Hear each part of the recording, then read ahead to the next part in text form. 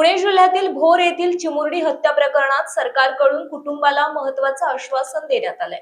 कुटुंबाच्या सूचनेनुसार आणि त्यांच्या विनंतीनुसार सरकारी वकील नियुक्त केला जाईल असं स्पष्ट करण्यात आलं। तसेच या प्रकरणात मुख्यमंत्री देवेंद्र फडणवीस यांनीही लक्ष घातलं असून गृह विभागाच्या वतीने आवश्यक ती कारवाई केली जात असल्याचं सांगण्यात आलंय।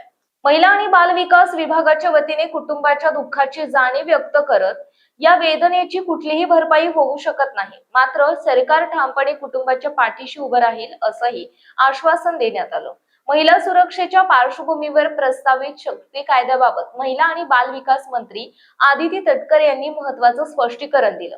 केंद्र सरकारने कायद्यामध्ये केलेल्या नव्या अधिक कठोर बदलांचा विचार करून उर्वरित तरतुदींचा समावेश करत राज्य सरकार नव्याने शक्ती कायदा आणण्याचा निर्णय घेतल्याचं त्यांनी सांगितलं।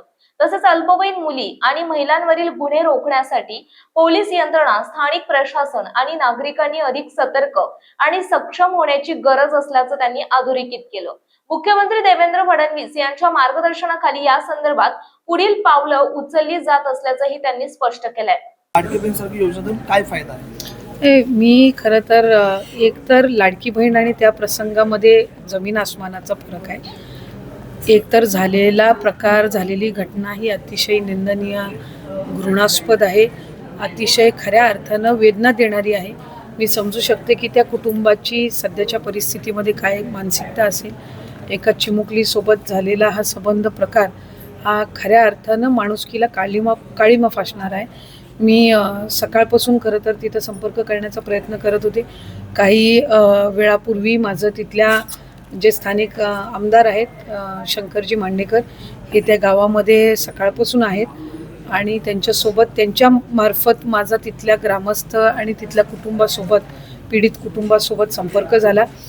राज्याचे मुख्यमंत्री देवेंद्र फडणवीस साहेबांनीही त्यांच्यासोबत फोनद्वारे त्यांचाही संपर्क झाला आणि खऱ्या अर्थानं हा जो संबंध प्रकार घडलेला आहे, आम्ही तिथल्या पोलीस यंत्रणेला सुद्धा सूचना दिलेल्या आहेत की जो आरोपी आहे, जो नराधम आहे, एकतर त्याला कडक शासन होण्याच्या दृष्टिकोनातून, त्याला खऱ्या अर्थानं कडक शिक्षा होण्याच्या दृष्टिकोनातून जी काही त्या ठिकाणी पोलिसांच्या वतीने जी काही कारवाई असेल ती त्या ठिकाणी करण्यात यावी। आणखीन ग्रामस्थांकडे, आणखीन कुटुंबाकडे जर काही अधिकची माहिती असेल जी पोलिसांच्या रेकॉर्डवर अद्यापर्यंत आलेली नसेल तर ती सुद्धा आणखीन त्याच्यामध्ये नोंदवून घ्यावी। आम्ही त्या कुटुंबाला आणि त्या ग्रामस्थांना सुद्धा आम्ही आश्वासित केलं आहे की त्यांच्या सूचनेनुसारच, त्यांच्या विनंतीनुसारच सरकारी वकील हा शासनाच्या वतीने नियुक्त केला जाईल। ती हमी राज्याचे मुख्यमंत्री फडणवीस साहेबांनी सुद्धा मुख्यमंत्री म्हणून आणि विभागाच्या म्हणजे गृह विभागाच्या वतीने सुद्धा दिली। महिला व बालकल्याण विभागाच्या वतीने सुद्धा आम्ही ज्या काही कुटुंबाला या संबंध प्रक्रियेमध्ये झालेल्या प्रकरणामध्ये जो काही एक म्हणजे शेवटी त्यांचं झालेलं नुकसान, त्यांच्या वेदना या खऱ्या अर्थानं खूप मोठ्या आहेत आणि त्याचं कुठंही म्हणजे त्याची कुठली भरपाईही होऊ शकत नाही।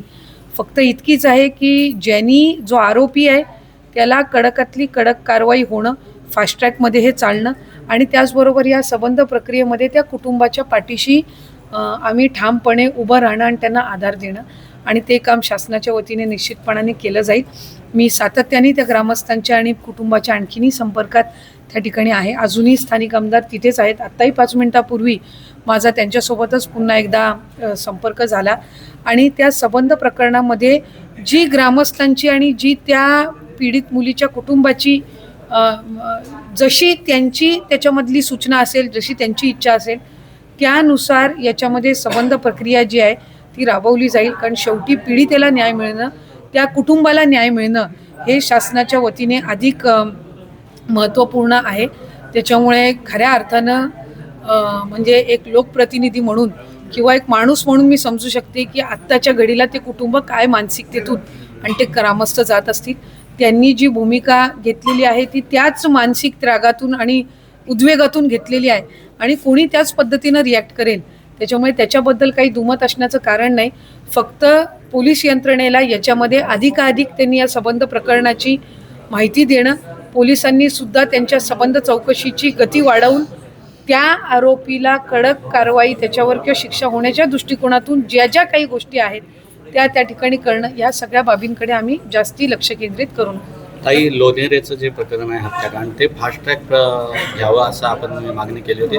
तपासात आता काय सध्या प्रगती आहे? काही त्याहीमध्ये अतिशय बारकाईने आम्ही लक्ष घालून होतो. त्या कुटुंबाची पण मी मधल्या कालावधीमध्ये भेट घेतली. सातत्याने आयजींसोबत, एसपींसोबत, तिथल्या स्थानिक DYSP PI सोबत माझा संपर्क हा सुरू होता. ज्या ज्या वेळेला ते कुटुंब काही अधिकची माहिती देत होतं त्या वेळेला सुद्धा त्याची आम्ही म्हणजे पोलीस त्याची योग्य पद्धतीनं कारवाई करत होते.